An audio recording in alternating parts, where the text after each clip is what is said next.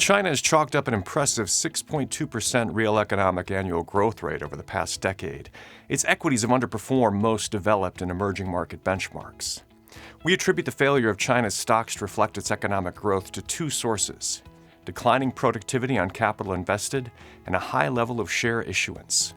As China's equity market trends diverge significantly from other emerging markets, we think investors, including those who invest in emerging market indexes, should consider separating out China.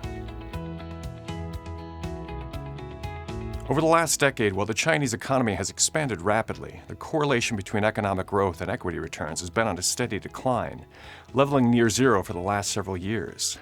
However, the historical relationship between economic growth and equity returns for any country has been shaky at best. Far more important to equity returns is a country's marginal product of capital, or the rate at which economies expand for a marginal investment in capital. China, already one of the highest levels of capital investment among emerging market countries, finds incremental capital less and less productive. In the last decade, the marginal product of capital has declined 60% and is now in line with developed markets and far below other emerging markets. This decline corresponds very closely with the relative underperformance of Chinese equities. And notably, Moody's last week's downgraded the country's credit outlook to negative. Also important is the dilution of Chinese equity returns through very high levels of share issuance. While the total earnings of Chinese stocks have been relatively high, a large volume of share issuance has consistently driven earnings per share numbers, and hence equity returns, down.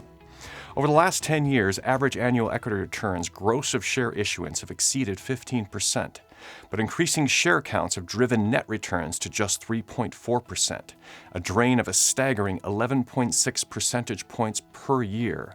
This represents the highest dilution of any emerging market country and far exceeds the 1% drain experienced among global stocks. We feel the patterns of a declining marginal product of capital and elevated share issuance won't change anytime soon. For these and other reasons, we have a tactical underweight to emerging market equities where China holds the heaviest weighting. Moreover, we think index investors should consider separating China from the emerging market equity index, as these trends have made investing in China distinctly different from other emerging market countries.